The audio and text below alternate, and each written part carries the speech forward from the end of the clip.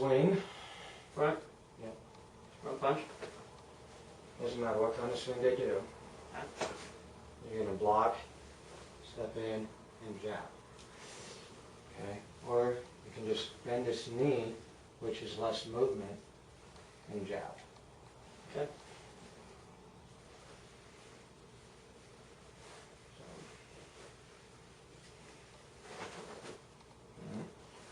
Again. Just concentrate on right here for right now. Okay. Right here you got a major artery. Now, it's just tiny little bit poking out. You're not going to do a whole lot of damage to that artery, but it will bleed quite a bit if you get it into that artery. All right, question. All right. Even if you don't get it in the artery, so to say, but you get it in there, are they still going to think twice about it? Well, you got a lot of nerves going right up in there as well. So what's going to happen is it's going to send a shock to the arm. It could end up going numb. It's definitely the greater portion of the time it's going to be very sore. So you're going to lose a lot of mobility in that arm because you're going right up into that armpit where all the nerves and the artery is. So it's still going to make them think twice before doing it again. Right. And Okay. with doing it properly, for example, let me say this. Okay. Say that I just have it in my hand like this, and you swing, okay, I block, and I have it hit in my hand, I flip it around, bring it into position, and jab out. They don't know what to think. That or if they just didn't see it to begin with because your hand's down here, and you come in. Right. So I'm just saying, even without the artery, it's still going to, Oh yeah. it ain't going to be a happy time. No, it most definitely isn't. Okay. So let's go ahead and do it a few more times. Yep. Yep. What you're doing here is a standard ninjutsu pose. The bar system looks perfectly natural, where you can have your hands in your belt, have your hands in your pocket. You know, always just have it be your thumbs. Don't put your whole fingers in your pocket, because then it takes longer to get your hand out. Especially if you're wearing tight pants, you know, can't seem to get them out. Another one is where you have your hands up like this, but in this stance here, you're going to see the shuriken in your hand. So they're already going to know. And they're going to be concentrating. Well, if you have your hands up like this, then you're just going to be wondering what the heck's going on. You can still see some of the tips. Well, fortunately, my hand is kind of small. You know, even with my hand. Okay. Still see a tip sticking out.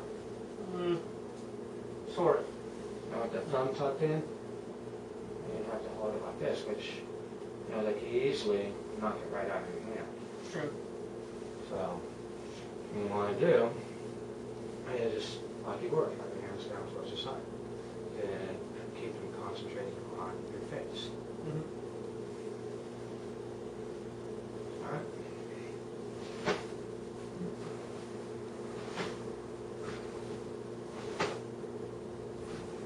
All right, now another area is going to have a swing. Come in, bend this knee so that you can bring yourself closer and a little bit lower, stretching this leg out, strike. Or, go into your low stance, strike up. I personally like this, okay? Because then I can move back. Can I make a quick comment on that? If, see, I noticed because we got the height difference. Yeah. You do have to kind of Yeah. duck down a bit. Yeah. Versus somebody like me. Yeah. You're already pretty much right there. This is all. Just very little ducking down that you have to do. You're 5'4"? 5'1". Yeah, I'm 6'1". So. Yeah. But you're a little bit high. You go right there. Well, there's also that lady up here too. Yes.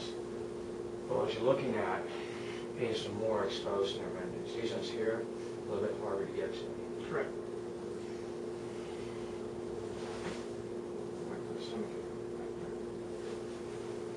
There you go. Somewhat better.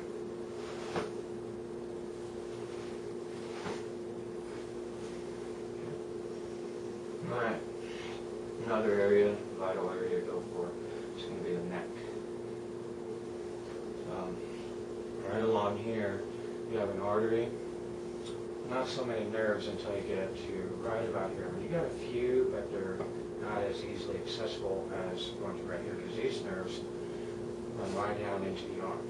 Alright, so what he's talking about is that the artery that's right around here is called, I think, the carotid artery. Yes. That is not a good one to hit. That'll make you bleed out kind of fast. The other one he was talking about is the nerve endings in your collarbone and in between your back shoulder blade and your collarbone. A lot of nerve endings in between there as well. Now, keep in mind, though, I've dated a woman one time. She had a big scar going across her neck. I asked her, how did she get the scar? She said she was attacked one time, and a guy cut her throat, took her purse, and ran off. Because she was able to get medical attention right away, she ended up being okay. Now, keep in mind, the carotid artery wasn't cut deep, but it was bad enough that it needed stitches. Oh, at the same time, you also have a lot of, not a lot of fat, but you have some fat, and also that around there, Yeah, that's in between that carotid artery, and that'll get cut more than anything. exactly. Okay, so, swing. Come in here. Come in there. Well, hold on, let's do it slow. Okay, Okay, so if I go for a swing, go here. And you can come in here. Whichever ends up feeling natural to you. So.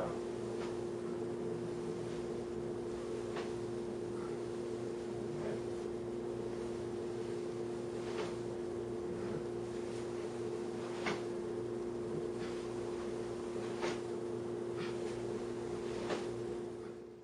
I don't know if you saw what I was doing on when I was doing the strike. Okay. If I coming out outside, let me hold it this way. But what I do is if I'm coming on the inside, is I'll hold it up, kind of like pushing it right up there. I don't know if that makes any difference. Yes, it does. Makes a lot of difference in hand positioning, your comfortability to get it in there. If you're not comfortable with your hand positioning when you swing it out, then you're going to have less capability of executing your technique. You need to be comfortable with whatever martial art technique you do. If your instructor teaches you a certain method and it's not working for you because of comfortability or because of your capabilities, lack thereof, or whatever, then my personal feelings is the heck what the instructor says about that technique. When you go home, try and find a way to make it work for you. If you can't find a way to make it work for you, and you have one of those instructors that says you must learn this in order to graduate, do what you got to do to graduate. But when it comes to defending yourself on the street, do what works for you. Don't mess around with all these techniques that don't work for you.